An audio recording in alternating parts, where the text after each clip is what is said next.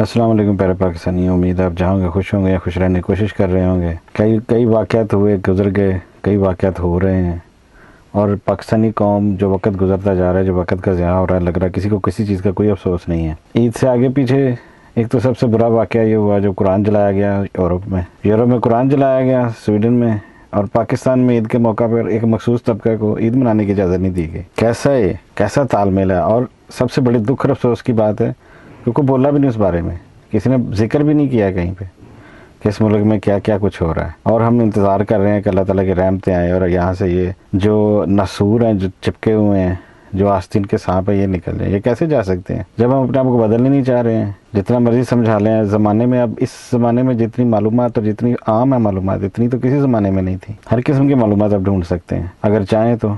जो कुरान करीम में क्या लिखा हुआ है कि बेशक ये किताब सच्ची है लेकिन इसमें हिदायत है सिर्फ मुत्तकियों के लिए। अब मुत्तकी कौन होते हैं? अब ये मैं तो दीन किसी को पढ़ा नहीं सकता, मेरे से ज़्यादा जानने वाले सब इधर उधर घूम रहे हैं। अल्लाह ताला की हिदायत और रहमत उसी तक पहुँचती है जो लेना चाहता है। जब आप जैसा करोगे वैसा भरोगे, जुल्म करोगे जुल्म ही मिलेगा। कितना अफसोस है। मैं मुशर्रफ के ज़माने में देखता था शायद पाकिस्तान के हालात बदलने वाले हैं, लेकिन कुछ अर्से पर पता चला फिर वहीं घूम के आ गया। इमरान खान के दौर में बड़ी उम्मीदें कायम हुई, उसको जिस तरीके से उतार के फेंका हुआ और जो कुछ वो कर रहे हैं, पाकिस्तान बनने से लेके जिस तरह से जो भी मुहब्बत नया, किस तरह से यही फौजी स्टैब्लिशमेंट ने जलील करके उसको निकाला, मुल्क के दो टुकड़े कर दिए। आखिर दिमाग ख़राब है इन लोगों के? क्या ये पाकिस्तानी नहीं है कि इनके अकल पे पर्दे पड़ गए हैं कि ये कोई अजाब है, ये कोई सज़ा है? दुख और अफसोस की बात यह है इसका एंड कहाँ पे जाके होना है। क्या आपको समझ नहीं आ रही कि दुनिया में कुरान करीम को जलाया जा रहा है और कोई मुसलमान नहीं बोल रहा? पाकिस्तान जो बड़ा इस्लाम का किला बना फिरता था, भूल गए हम ज़ालक की बातें? यही नहीं में था ना, फौजी इस्टेब्लिशमेंट में से था। ये सारे अब क्या किया इन्होंने? बोला है कोई? किसी ने कोई बात की? अरशद शरीफ जैसे सहाफ़ियों को कत्ल कर दिया गया, इमरान रियाज जैसे सहाफ़ियों को अगवा करके रखा हुआ है, औरतों को, बच्चों को, बच्चियों को। जो रिपोर्टें अखबारों में छप चुकी हैं कि इस साल में 40% से ज़्यादा रेप केसेस बढ़ गए हैं पाकिस्तान में। कोई बोल रहा है? किसी ज़रूरत है बोलने की?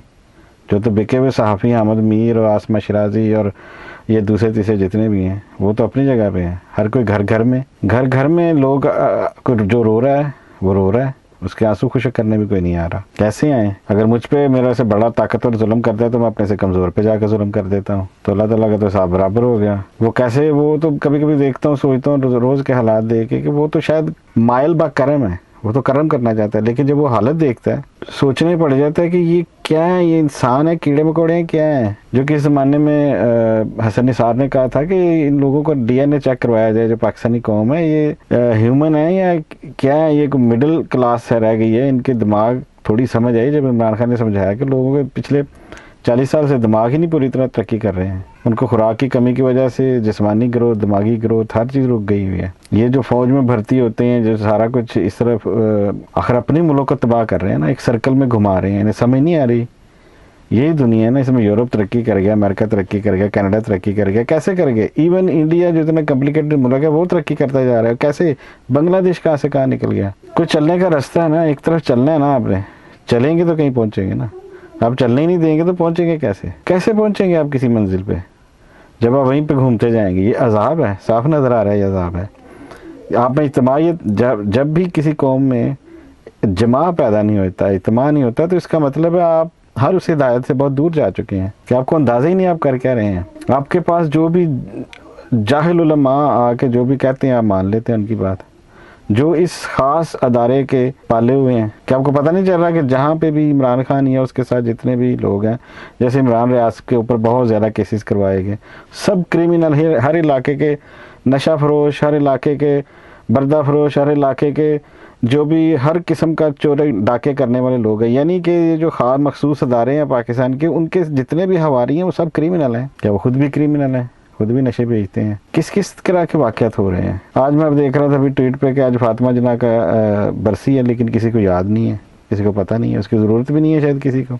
जो उस मुल्क के हालात हैं, आप पर भूख का अजाब नाजल किया गया, आप पर बीमारियों का अजाब नाजल, जो मुझे लग रहा है कि जो सारी कौमों पे जो कुरान करीम में जिक्र है उस तरह के अजाब नाजल होते जा रहे हैं, लेकिन ये कौम है कि सुधरने का नाम ही नहीं ले रही है। फिर अपादापी हर एक को अपना अपना हिस्सा लेके, इवन बहन भाइयों के हकूक़ नहीं देते, माँ बाप बच्चों के हकूक़ नहीं देते। इससे ज़्यादा अफसोस की बात क्या है कि एक तरक्की करता हुआ पाकिस्तान दुनिया में किन लोगों को मंजूर नहीं है, और ये फ़ौज वही काम कर रही है, उन्हीं लोगों के जो वो चाहते हैं जो वो इनको प्लान देते हैं, ये करते हैं। इस वक्त नंगे हो के नाच रहे हैं सारे बदमाश और डाकू कि उन्होंने ला के माफिया और बदमाशों को दोबारा जो खुल चुके हैं सारे, जिनके सजाएं हो चुकी हैं, उनको ला के उनके केस वापस कराए जा रहे हैं। इससे ज़्यादा नंगी बदमाशी इस ज़मीन के ऊपर तो किसी ने नहीं देखी होगी जो ये फौजी स्टैब्लिशमेंट कर रही है उस मुल्क के अंदर। अब जो अदालतों ने किया है, जब उस वक्त इमरान खान की हुकूमत गिराई 2022 में मार्च अप्रैल में, जब उन्होंने रात को अदालतें खोली, और जो उसके बाद अभी तक का अमल है, ये चीफ जस्टिस बड़ी मक्कारी के साथ चल रहा है, मैं बड़ी और दिखा रहा है मैं ये कर दूंगा वो कर दूंगा। कहाँ गए पंजाब के इलेक्शन, कहाँ गए खैबर पख्तूनख्वा के इलेक्शन, कोई पता नहीं। इन्होंने किया क्या आज तक इन अदालतों ने? अभी तो आगे उम्मीद है कि इससे भी ज़्यादा एक हरामी आएगा, अब पता नहीं उसने आके क्या करना है। ये सारे अंदर से मिले हुए हैं, सारे ऊपर से इमरान खान को पहले बदनाम कराया गया, मुख्तलिफ किस्म के केसेस बनवा के यूरोप के खिलाफ बयान दिलवाए गए। जो मौजूदा चीफ जस्टिस उमर अताब बंदयाल, जिस तरह से इसने बेड़ा गर्क किया इस मुल्क का, जिस तरह से इन्होंने गलत फैसले दिए, और अभी तक स्टैब्लिशमेंट ने, फौजी स्टैब्लिशमेंट ने लोगों के, सिविलियंस के शुरू कर दिए ट्रायल्स मिलिट्री कोर्ट्स में, और कोई दांत पे दांत नहीं हिल रहा इनका, कोई बात नहीं कर रहा। 9 मई के वाक़यात की तहकीक छोड़ो दूर की बात, किसी की उंगली नहीं लगाई जा रही।